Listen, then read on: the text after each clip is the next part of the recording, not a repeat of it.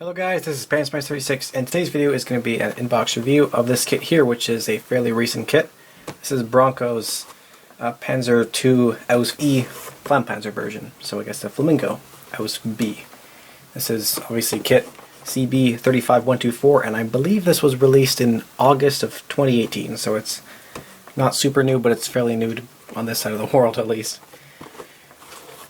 Though this kit is based off of the Flamm Panzer II Ausf.A because it's actually based on an Ausf.D Panzer II Ausf.D chassis. I'm already getting confusing here. Basically, there's Panzer II-D and Panzer II-E, and then they made a Flamm Panzer version of those, so the D isn't a Flamm Panzer A, and an E is a Flamm Panzer B.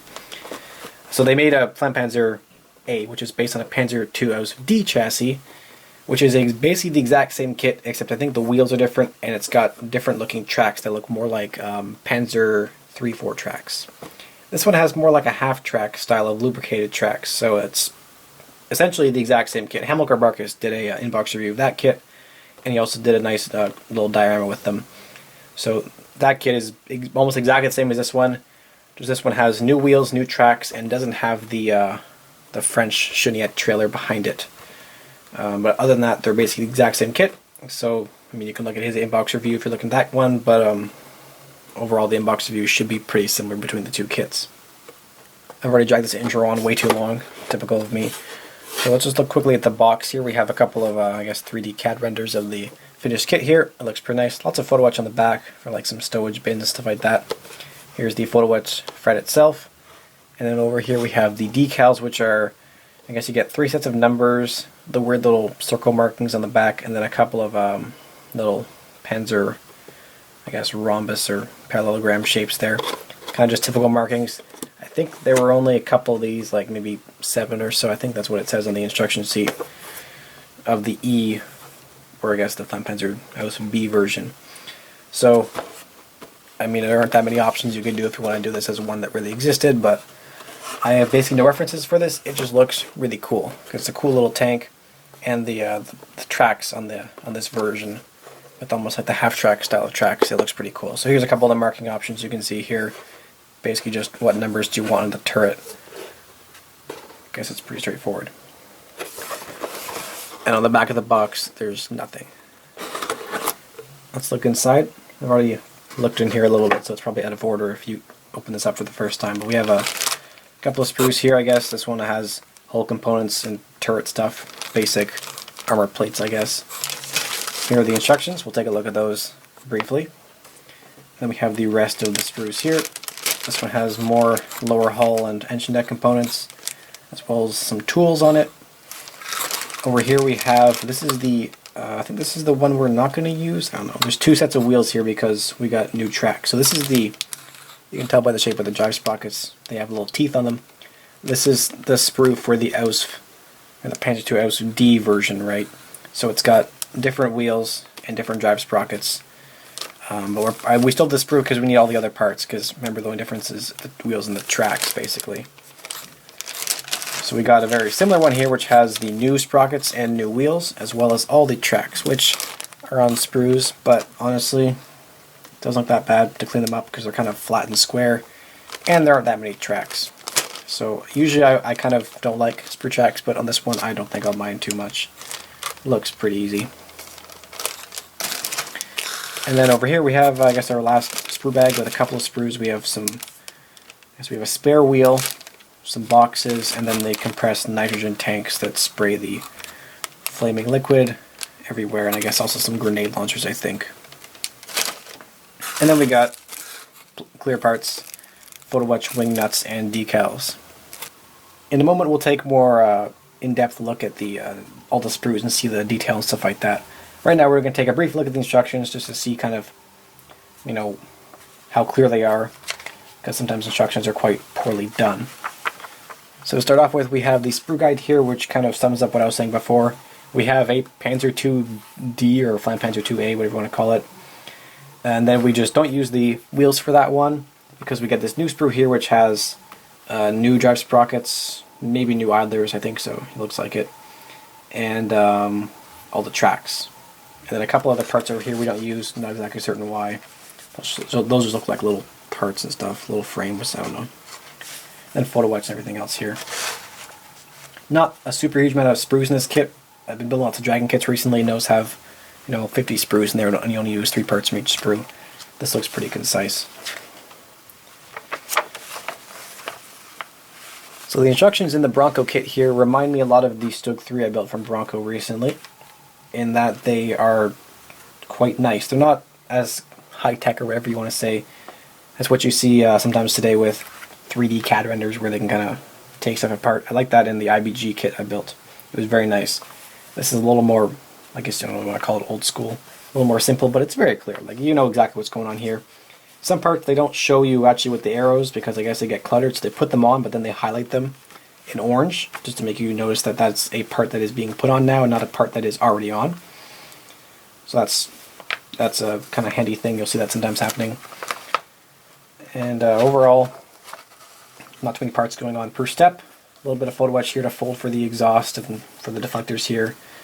If you've ever seen a German half-track, drive sprocket here looks almost exactly the same, the style of teeth on it, because the whole kind of suspension style is kind of like a half-track, which is why I like this version. It's pretty cool. So here we got the tracks, only 57 per side. That's about half as much as I'm used to. And continuing on with the steps, you can see it is looking pretty simple. I guess you can put the hatches open, but there's no interior. I noticed that there's actually armored conduits they give you here for the headlights, which is quite nice, and a little bit of photo etch as well. And then more steps here. The jack they give you, that should give you the full interior of it. I don't know if you'll be able to see that, but it's kind of cool. They give you all the gears and the ratchet there. I noticed that there's also, they tell you to fold up these little photo etch brackets down here to go on the inside of the big armored boxes, so you can't even see them in the end. I'll show you that, because that's where the nitrogen tank goes. So you build the tanks here, and you put the tanks on the side where the little photo etch brackets are, and then you put these big covers over them so you can't see it. So I'm probably not going to bother with those, dozen little tiny photo etch brackets I got to fold up. Kind of a waste of time. And then, once again, each step is pretty straightforward. Not too much going on, so it's not cluttered, and it should be accurate, because it's often when there's errors in instructions where they're mixing up part numbers, that's because it's a Dragon kit and it's the 20th version of the Panzer III, so they're mixing up all their parts numbers from previous kits. But this is basically just their previous kit with new wheels, so it should be very clear in everything with actual parts numbers and instructions. As for marking options, we have this unit here, which is, I was talking to Hamilcar Barkas, he knows a little bit more about this vehicle than me. So apparently there's some photographs of one of these vehicles captured by the Russians with these markings on it. I don't have to do more research because I know basically nothing about this vehicle. But they give you this option here with those little circular markings on the corners of the turret, and then you have options for numbers. So you got 123, 311, and 313. And then you also have numbers for the back as well on the smoke candle. So you got, I guess, 3 options of that. And you also have this one here, which is just kind of a standard Panzer marking with the parallelogram, which just means tank. Like it's just like a tank symbol, basically. And then a little 3 there, which is just a number of the vehicle. So this is just a standard tank marking. You could use those decals on anything, really.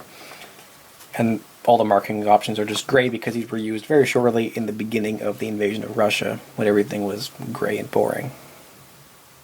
So now we'll take a brief look at the sprues. I don't want to drag this on too long, but I want to show you off just kind of some of the detail that they have. Look at welds and stuff like that, and if there's any flash. So this sprue here shows the hull that they have. They haven't given you the usual tub. They give you basically all the flat parts, and you kind of assemble it together, which can give you, I guess, fit issues if you don't put it together right, but I mean, it's just a big box. It's pretty easy to get right. You can see that in the light, some of these are actually varying thickness. You can see how some of them are almost like lighter.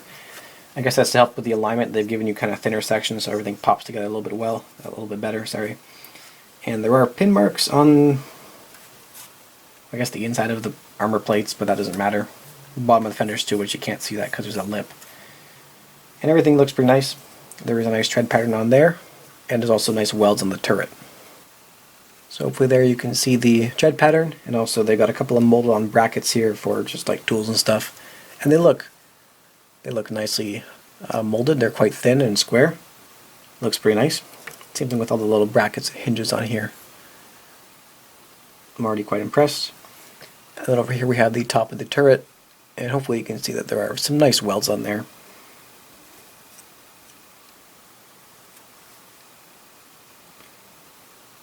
And overall, you know, the whole thing, this sprue just has little details on it. Not too many attachment points on there. They don't look overly large. The antenna is quite thick. I'm not going to use that. That's way too thick. I'm going to cut off the antenna piece and just use a piece of thinner styrene rod. And I guess these are the armored conduits they give you, which look decently thin. If they look ugly, I'll just replace them with some headphone wire. This next sprue here contains more hull components, and they actually give you a little bit more of a tub. And since they give you the actual back plate here, there shouldn't be any of the alignment issues I was talking about before, because this will help make it square. Because this is part of the bottom hull, so you can't misalign them. That's a good idea. And there are actually like new front plates here. I'm not sure. There's probably a difference between the two variants I don't know about. And there's also an antenna here, which looks a lot better than the last one. You can see that this is the antenna right here. It's much thinner than the previous one.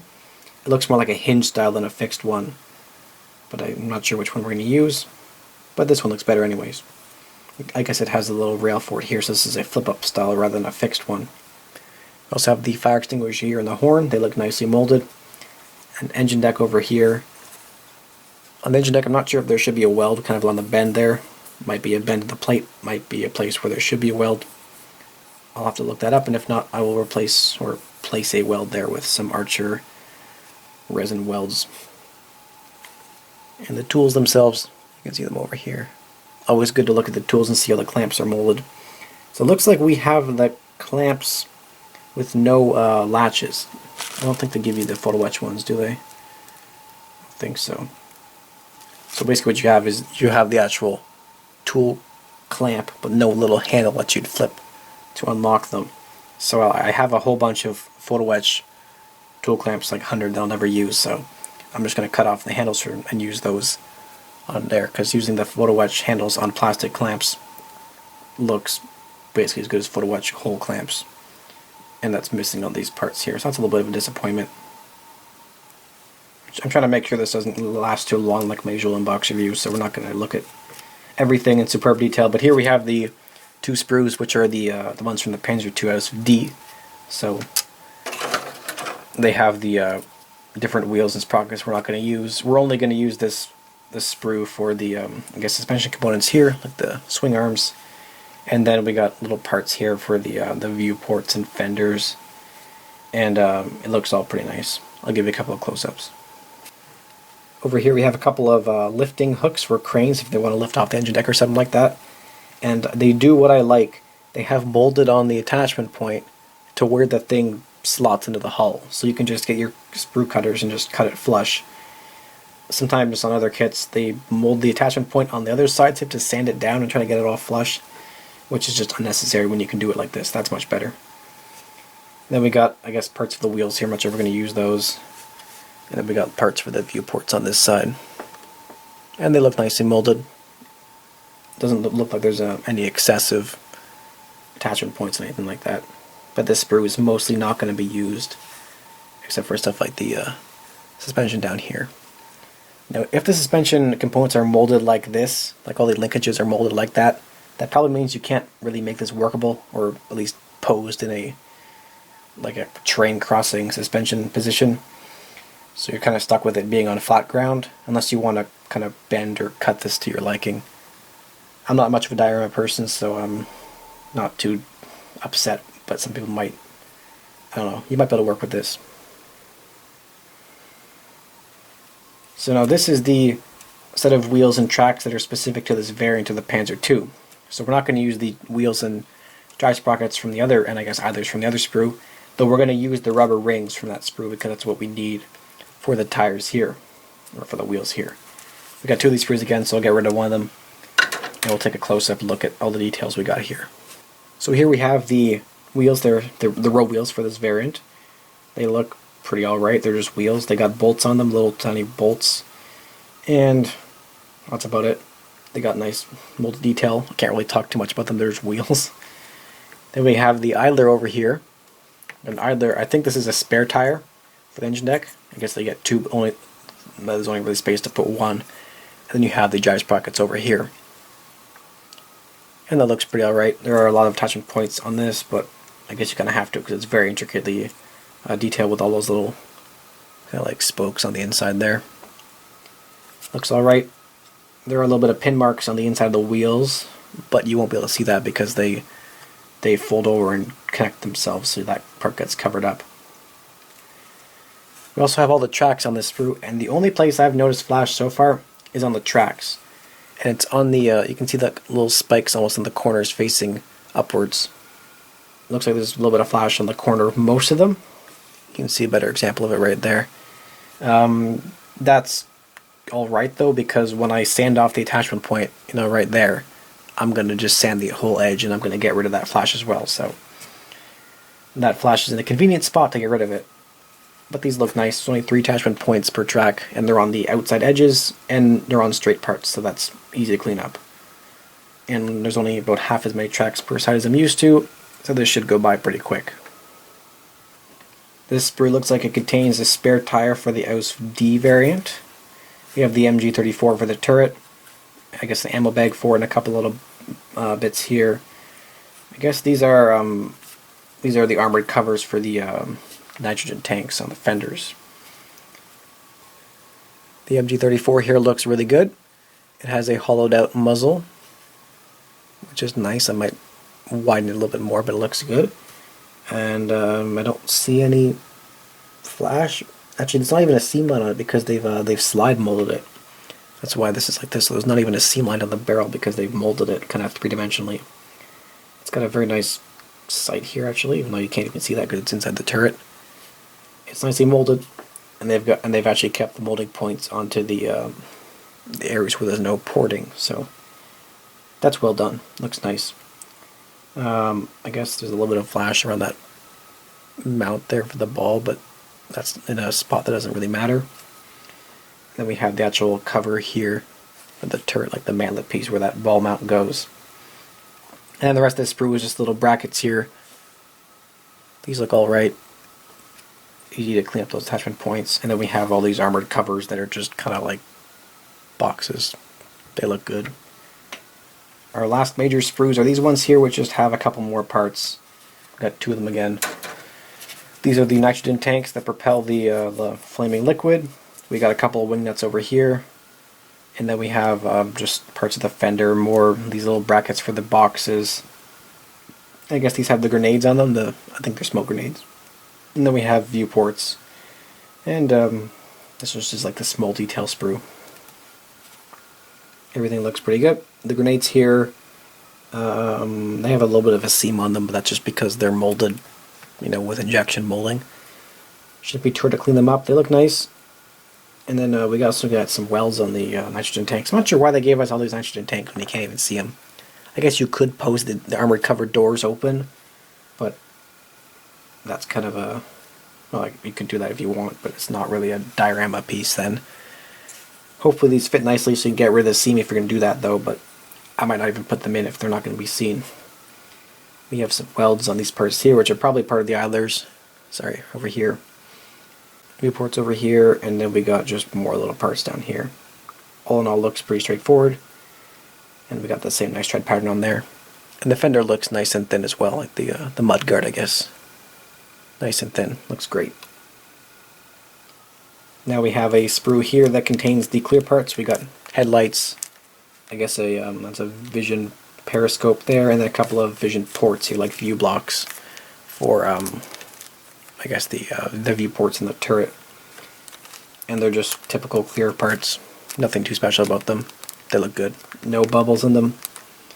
And the attachment points are on the side, so it doesn't interfere with any of the actual areas where they stick out of the tank, basically, out of the turret and stuff like that. Here's our photo etch fret. It's got a lot of little parts on it. It's got the little brackets I was talking about that you don't want to put in because they're not visible, I guess, unless you want to put the hatches open for the fuel tanks, nitrogen tanks. Got a part here for the exhaust you got to round up, and then we got a couple little kind of like boxes and brackets and panels here. And these are also rings for the drive sprockets. These little guys here, kind of like what you see in Dragon Panzer III for the idlers. And what they've done is what I like. This photo etch fret is sandwiched between two parts of, or kind of like two pieces of adhesive plastic, like almost like tape. So you can actually kind of peel off one side, which I'll kind of show you here. You can peel off one side, and then when you cut these parts, they won't go flying away because they're still stuck to the actual, the tape on the other half. This is a very good idea, and I've seen more and more companies doing it. It works really well. It keeps all your parts in line. I guess also, in cases like this where you cut out the ring there, you won't have to like lose track of the inner piece with the parts on it because it'll just be stuck on the tape as well. So that's a good idea. We've got a sprue of wing nuts, which is useful, I guess. If you want to keep the extras, they're good to put on other parts, on other kits as well. And lastly, we have the decals, which have a nice little paper on them to get them, or to protect them in the bag. And I have not actually used these Bronco decals before, because I used masks on my Stud 3. So I can't talk about the quality of them, but they look alright. There was well, you can see there's a lot of carrier film kind of between the numbers. If you're going to use those, you might want to actually cut around the numbers and put them on one by one to reduce the amount of carrier film, because you can definitely see it. They're basically just big squares, but it's basically the best you can do. So that covers all the sprues in the box. Not too many. Looks like a little bit more simple than what I've been building recently. And overall the detail looks pretty nice. So I guess that kind of wraps up this video, guys. Hope you enjoyed it. Hope you found it interesting. This kit is quite new, so for once I'm actually reviewing something that's pretty recent. So hopefully that makes it a little bit more relevant. I know the Hamilcar Barkus definitely liked his Panzer II, he did the D version he did, the Flamm Panzer IIa. He definitely liked that. He kind of recommended that I try one, so this kit kind of caught my eye with the unique tracks. I will hopefully be building it up soonish. I kind of want to build something that's not a Stug 3, but I also want to build something like a Panther or King Tiger. But this doesn't look like it'll be too much of a build. I don't think I'll do a build video, but I'll do a post-build review when I'm complete, talking about the actual quality of the construction, the fit of everything like that, which gives you honestly more of a idea than just looking at the parts in the box like I just showed you right now. But yes, hope everybody had a nice Christmas. I got this kit for Christmas, and I got a couple other things as well. Hope everybody got lots of modeling stuff and had some nice free time to work on some kits. That's always fun. And yeah, thank you very much for watching. Thank you to my Patrons who support me and also my PayPal supporter. You guys help me out buying kits when I don't get them for Christmas. And it's very much appreciated. As always, thank you for watching very much. This is Panzerkampfwagen, and I will see you very shortly with a conclusion for my finished builds for 2018. I guess I'll see you in the new year. Thanks for watching, guys. And as always, happy modeling.